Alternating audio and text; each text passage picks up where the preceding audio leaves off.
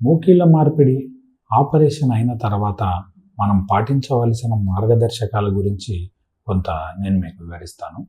మోకాళ్ళ మార్పిడి ఆపరేషన్ అనేది జరిగిన తర్వాత మీరు డాక్టర్ గారు ఇచ్చే మార్గదర్శకాలన్నింటినీ కూడా ఫాలో అవ్వాలి.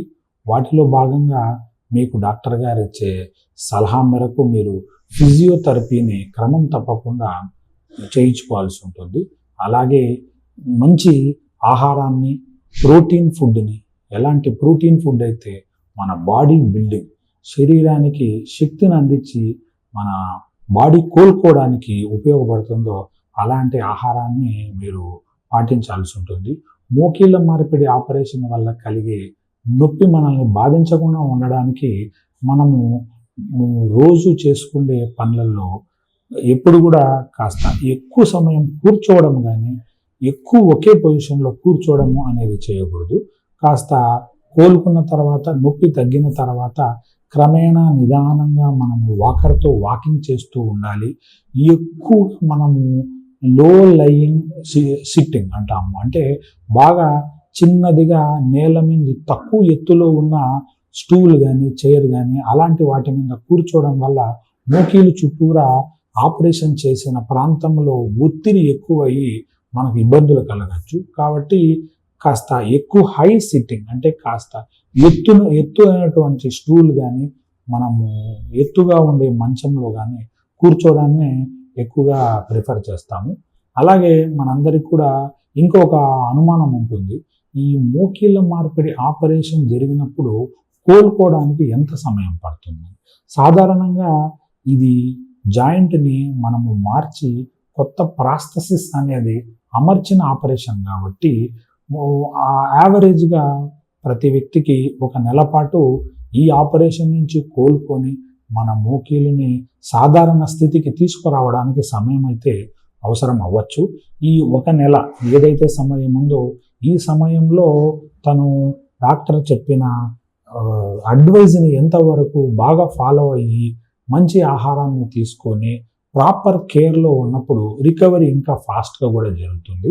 సాధారణంగా ఈ ఆపరేషన్స్ జరిగినప్పుడు మొదటి 2-3 రోజుల్లోనే డాక్టర్ గారు మీకు నిదానంగా కదలికల్ని ప్రారంభిస్తారు.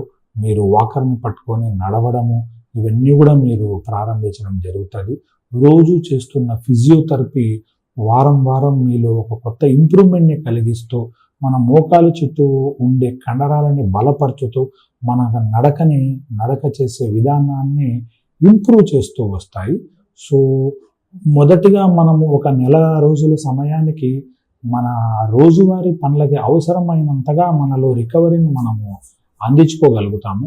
తర్వాత క్రమేణా నెలలు గడిచే కొద్దీ మనము ఇంప్రూవ్మెంట్ అనేది కొనసాగుతూ కొన్ని నెలల తర్వాత, ఒక 6 నెలల తర్వాత, అలాగే 1 సంవత్సరం తర్వాత పూర్తి ఇంప్రూవ్మెంట్ని మనము అందగలుగుతాము.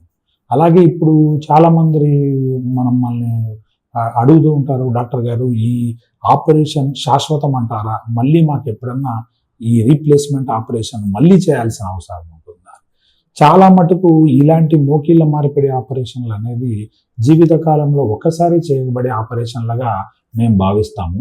అంటే ఈ ప్రాస్థెసిస్లో ఉండే పరికరం ఏదైతే ఉందో అది మన శరీర బరువుని మోస్తూ అది ఒక 20 సంవత్సరాల పాటు మన్నికగా ఉంటుంది. ఈ మన్నికని మనం ఇంకా ఎక్కువ దీర్ఘకాలికంగా ఉంచుకోవడానికి మనం తీసుకునే జాగ్రత్తలు, మనము ఆపరేషన్ అయిన భాగాన్ని ఎంత అధిక ఒత్తిడి కానికుండా జాగ్రత్తగా చూసుకుంటాము. దీన్ని బట్టి కూడా ఈ ఆపరేషన్ ఒక రిజల్ట్ శాశ్వతంగా ఉండే అవకాశాలు ఉన్నాయి. ఎక్కువ శాతం మనం ఆపరేషన్ చేసిన వాళ్ళల్లో మళ్ళీ ఆపరేషన్ చేయాల్సిన అవసరాలు ఎప్పుడూ తక్కువగానే ఉంటాయి. అలాగే ఈ రిజల్ట్స్ని మనం లాంగ్ టర్మ్ ఎక్కువ రోజులు ఈ మన్నిక బాగా ఉండడానికి మీరు సరైన సలహాలు పాటించి డాక్టర్ని ఆపరేషన్ అయిన తర్వాత కూడా ప్రతి సంవత్సరం ఒకసారి మీరు డాక్టర్ గారి సలహా తీసుకుంటూ ఉన్నప్పుడు ఈ రిజల్ట్స్ని మనం ఎక్కువ రోజులుగా మనం మెయింటైన్ చేయాల్సి రావచ్చు.